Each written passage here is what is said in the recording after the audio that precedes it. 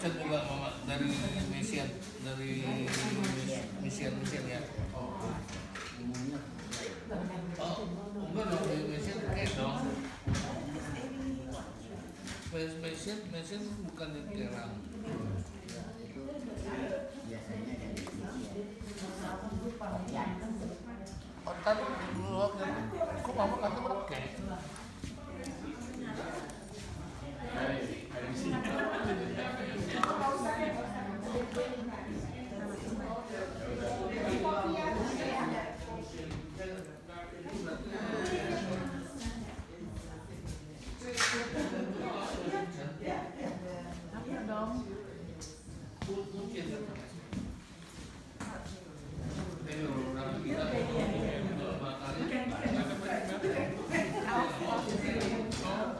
Sini aja Pak. Sini. Ini jeblok. Sini tinggian nih, sini. Sini atau di sini. Kedeket. Saya masuk. Enggak mana? Ya.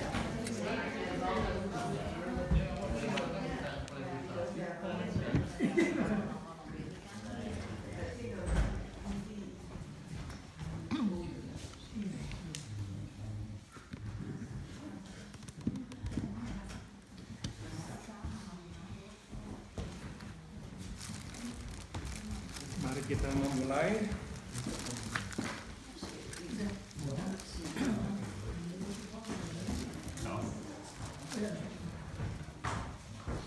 Mari kita masuk dalam doa. Let us pray.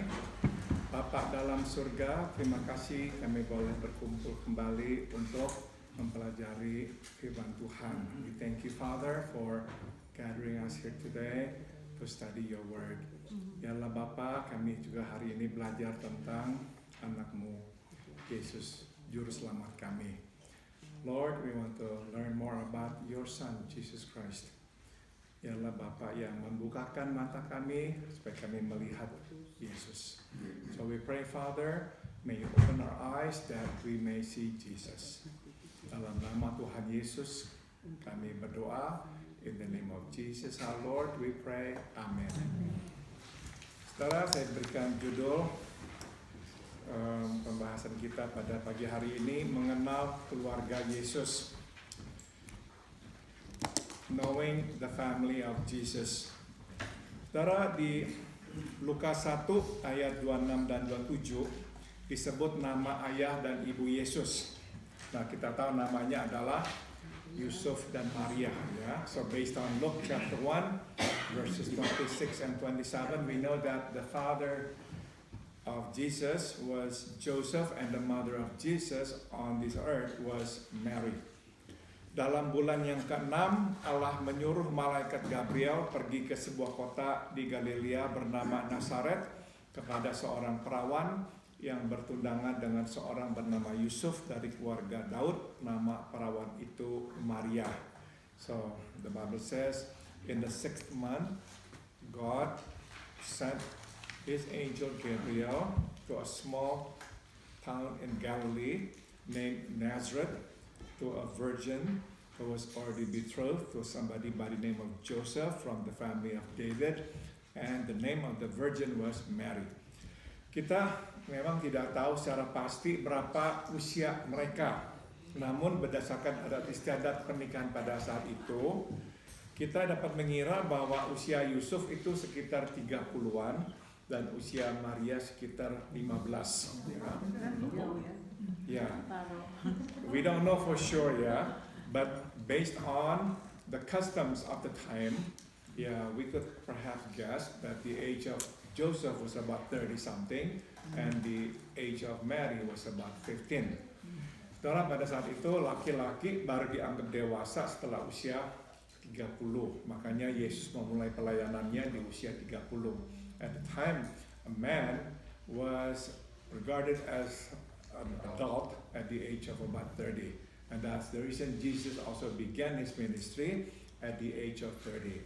Nah, perempuan pada saat itu biasanya memang menikah di usia belasan tahun, saudara. Ya, and women usually got married in their teens. Sebetulnya ya ini tidak terlalu sepertinya aneh ya, karena kita tahu di Indonesia pun di kota-kota kecil atau di pedesaan biasanya perempuan menikah di usia belasan tahun. Ya, this is not a strange thing. It is not unusual because even back in Indonesia we know that in small towns or in the small villages women usually got married early, ya, in their teens. Sambung lagi. Perbedaan usia ini menjelaskan mengapa nama Yusuf tidak lagi disebut pada masa Yesus akil balik. Yang sudah lupa kata akil balik itu berarti dewasa, betul. Hanya nama Maria yang disebut. Ya, this age gap explain why Joseph's name was not mentioned anymore in the gospel. Ya, only Mary. Kita tahu walaupun tidak disebut namanya, orang tua Yesus masih lengkap pada waktu Yesus ke Yerusalem di usia 12. Yeah, we know that both of them were still alive at least when Jesus was about 12 when they went to Jerusalem. Ingat saudara, dia itu hilang di Yerusalem. Mereka orang tuanya mencari-cari, akhirnya menemukan Yesus di Bait Allah. Perhaps remember, Jesus went missing in Jerusalem, and finally they found him talking with the priest in the temple of God in Jerusalem. Jadi itu terakhir kali saudara disebut, meskipun tidak disebut namanya, orang tua Yesus masih lengkap. Tapi setelah itu tidak. Ya, jadi diduga saudara, kenapa hanya nama Maria terus yang disebut? Karena memang besar kemungkinan Yusuf sudah meninggal dunia. Ya, so the reason why his name was not mentioned, maybe he was not around anymore. At the time Jesus was an adult, Joseph had passed away. Sebab pada masa Yesus berusia 30, Yusuf sudah berusia sekitar 60-an. Ya, he was in his 60s. Jadi besar kemungkinan sudah meninggal dunia. Saudara, pada saat itu usia orang memang sekitar 60-an. Ya. Ini juga bukan hal yang terlalu aneh. Di Indonesia kalau saudara perhatikan, saya suka perhatikan, membuka surat kabar di berita kematian, kebanyakan laki-laki meninggal di sana usia 60-an dan 70-an. Wanita masih banyak yang usianya 80-an. Ya, when I look through the obituaries back in Indonesia in the newspaper, I noticed that most or many men died in their 60s or 70s at the most. Women could still reach about 80s. Tapi laki-laki biasanya usianya 60 sampai 70-an. Karena kebanyakan mereka menderita, dirongrong oleh, enggak bercanda.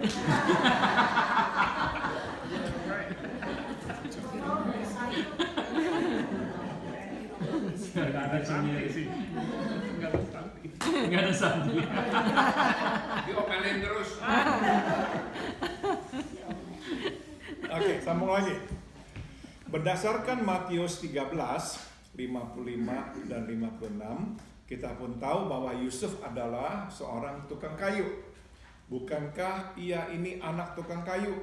Bukankah ibunya bernama Maria dan saudara-saudaranya Yakobus, Yusuf, Simon, dan Yudas?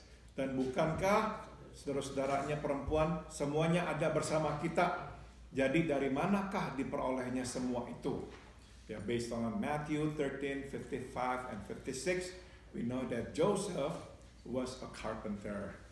Yeah, people said about Jesus, isn't he the son of carpenter?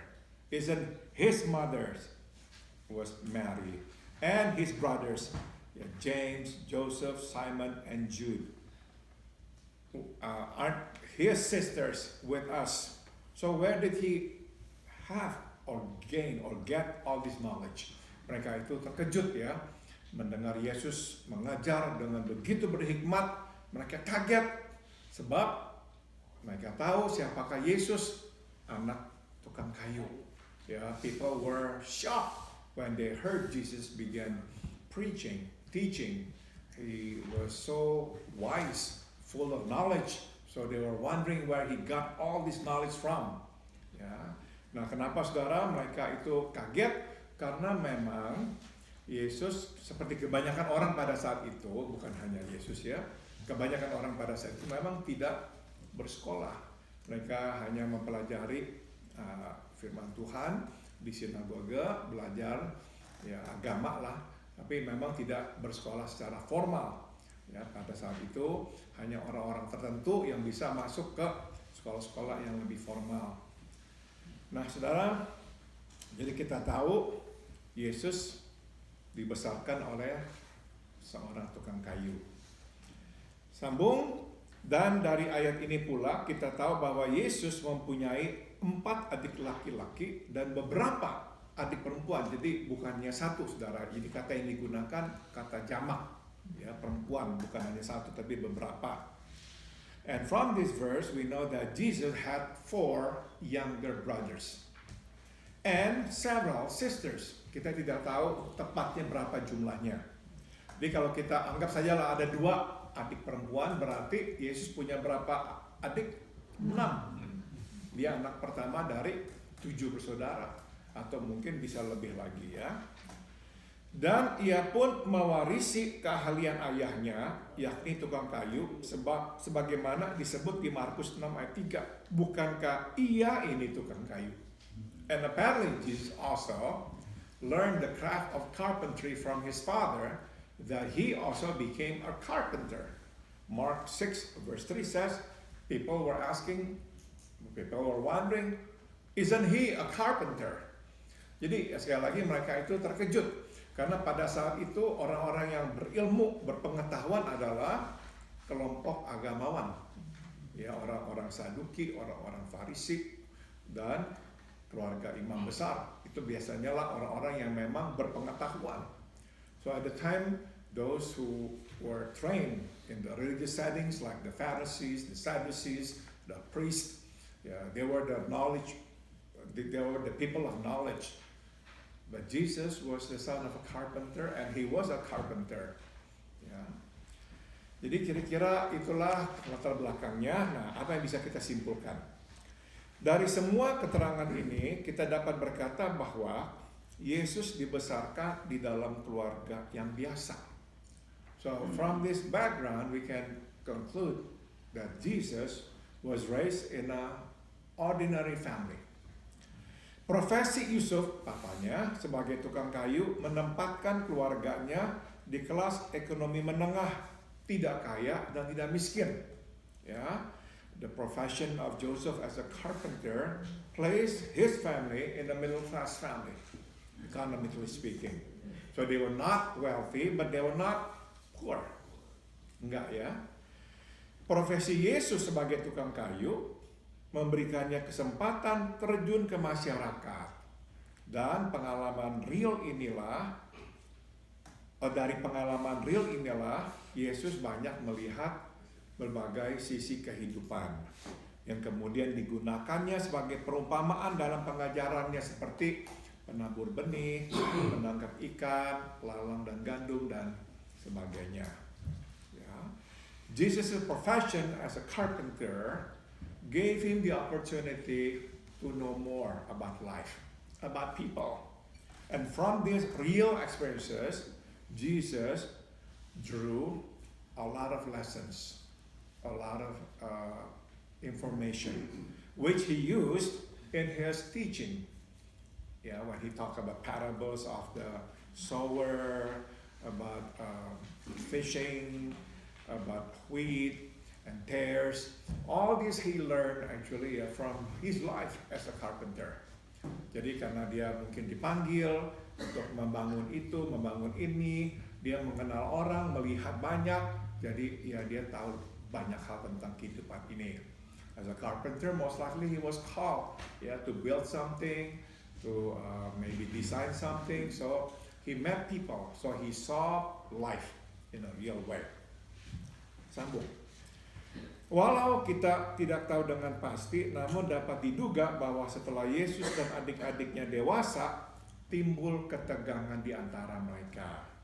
Even though we do not know for sure, but we can safely surmise that after Jesus and his brothers grew up, there was a tension between them or among them. Tampaknya sebelum ia keluar melayani khalayak umum, Yesus mulai memberitahukan kepada saudara-saudaranya akan siapakah dirinya. So there's a good chance before Jesus began his public ministry, he talked to his family, he talked to his brothers about who he was. Nah, saudara, tampaknya dari tanggapan mereka kita tahu bukan saja mereka tidak percaya, mereka pun melecehkannya, mengejeknya. Sebagaimana dicatat di Yohanes 7 ayat 5. Sebab saudara-saudaranya sendirinya pun tidak percaya kepadanya. From their responses, we can conclude that not only did they not believe in Jesus as the Son of God, but they sort of like laughed at him. Mereka itu yang menyuruh Yesus ke Yerusalem, menampakkan diri di Bait Allah.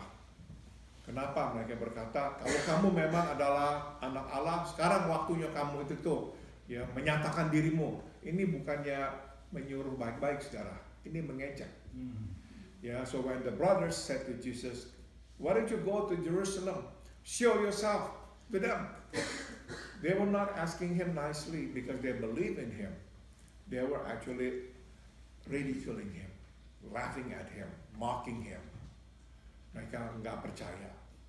Nah, jadi saudara, saya pernah singgung di sini ya, nggak heran makanya yang terus pergi bersama Yesus adalah siapa?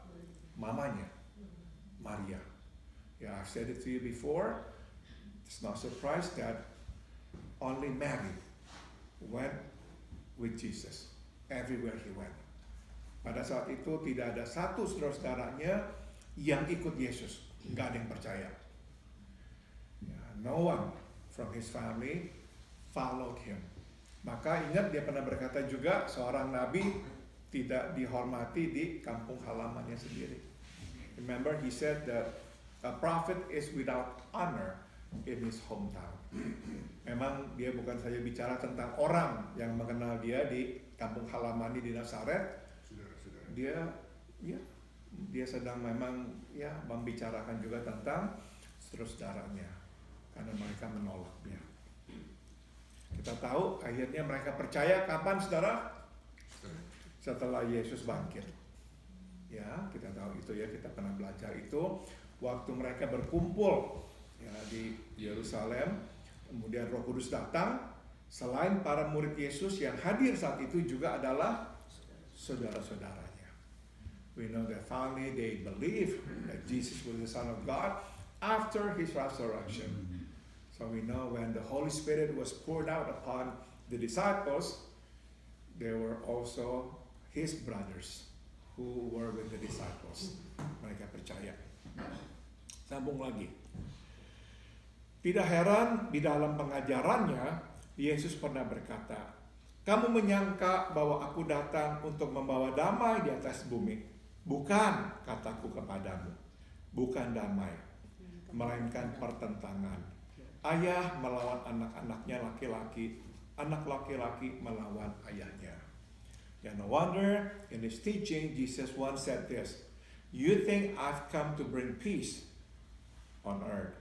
No, I've come not to bring peace, to bring strife, conflicts between fathers and his sons, between sons against their father, and so forth."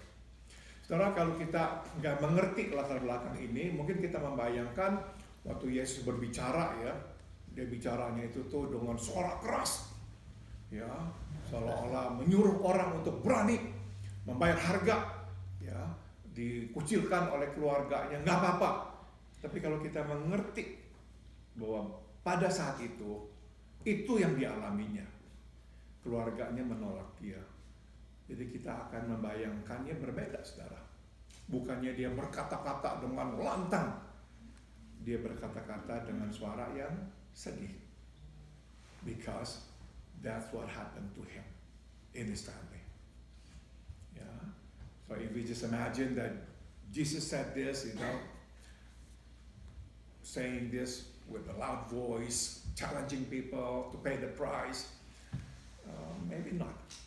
When he was saying this, most likely he was hurting because his own family also refused to believe in him.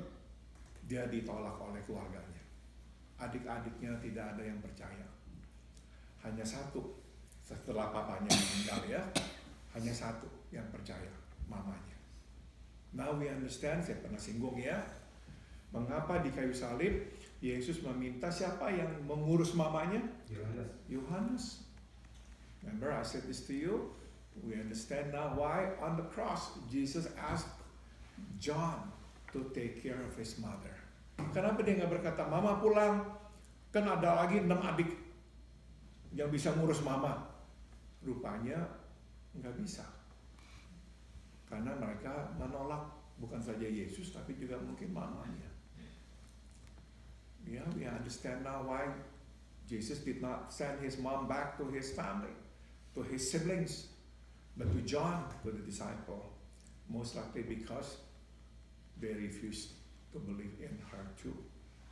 There was a tension, family tension, ketegangan dalam keluarga. Ya. Nah, saudara, dari latar belakang ini, barulah kita dapat lebih memahami makna pernyataan Allah menjelma menjadi manusia.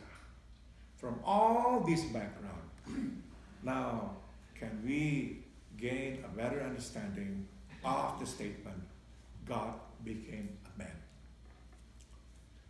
Walau roh yang ada dalam dirinya adalah roh Allah, Yesus adalah seorang manusia. Dalam pengertian bukan saja ia bertubuh manusia, tapi ia berjiwa manusia. Even though the spirit in him was the spirit of God, but Jesus was a man. In the sense, not only did he have the body of a man, but he had the soul of a man. Dia mengalami dan menanggapi hidup sama seperti manusia lainnya. He experienced life and responded to what happened to him in his life just like any other man. Pengalaman hidupnya mempengaruhi dan membentuk dirinya sama seperti pengalaman hidup membentuk diri kita. His life experience influenced and shaped him just like our own life experiences shaped us. Pengalaman hidupnya juga mematangkan dirinya sama seperti pengalaman hidup mematangkan diri kita. His life experiences matured him, just like our own life experiences matured us. Dan terpenting, pengalaman hidupnya memperdalam dan memperkaya pemahamannya akan hidup, sama seperti pengalaman hidup memperdalam dan memperkaya pemahaman kita akan hidup. Most importantly, his life experiences deepen and enrich his understanding toward life, just like our own life experiences deepen and enrich our understanding toward life. Saudara, maka saudara,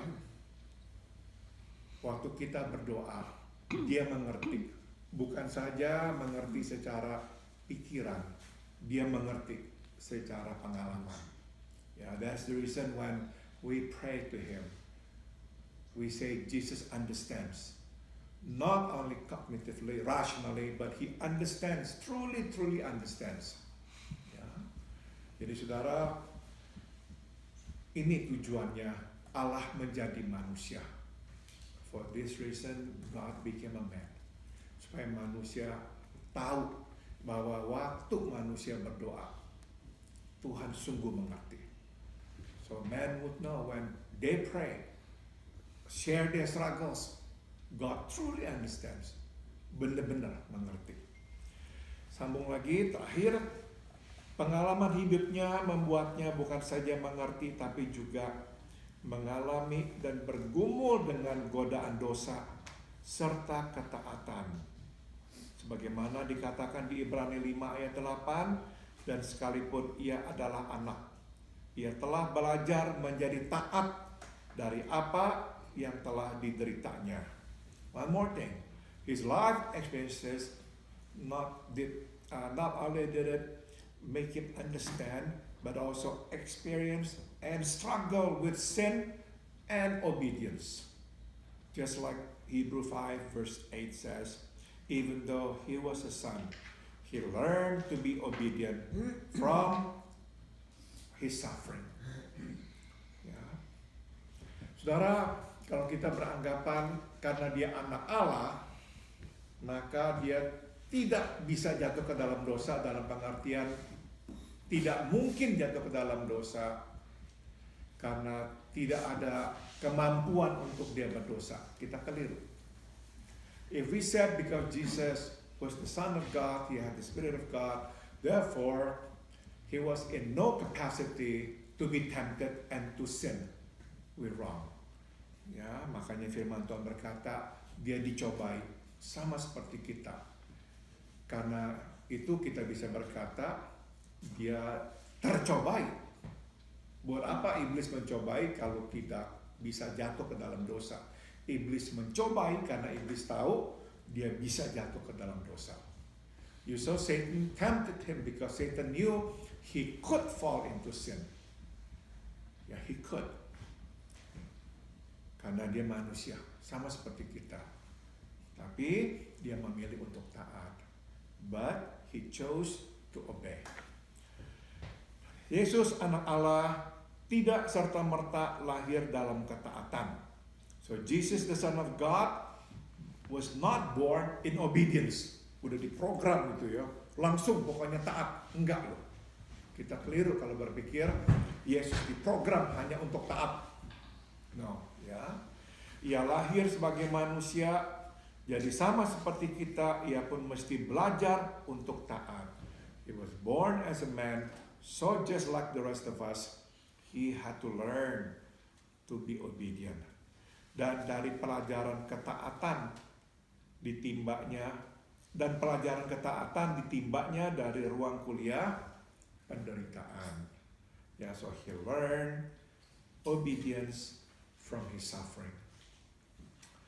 Saudara, apakah Allah bisa mengampuni kita dari sorga?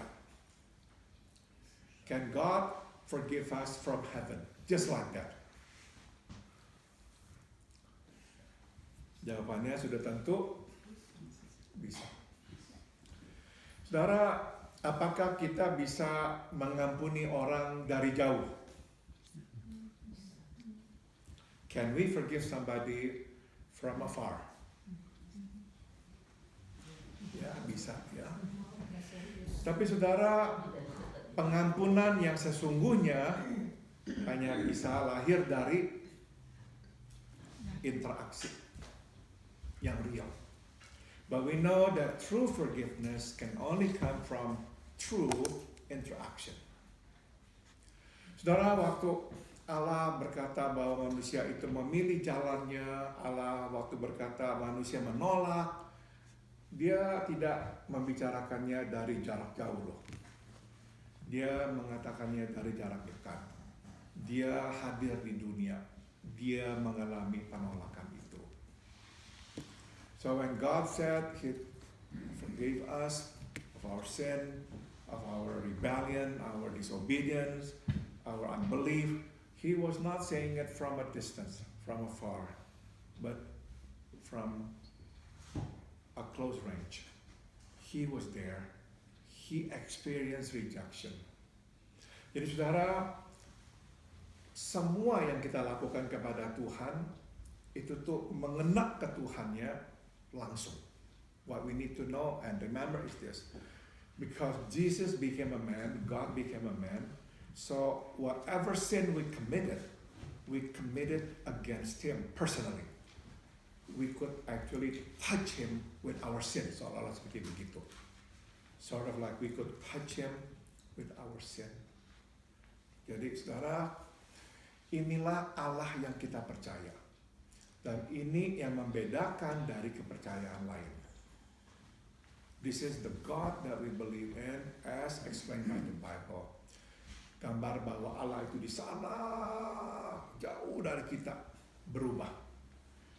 Pada malam Natal, waktu Allah menjadi manusia.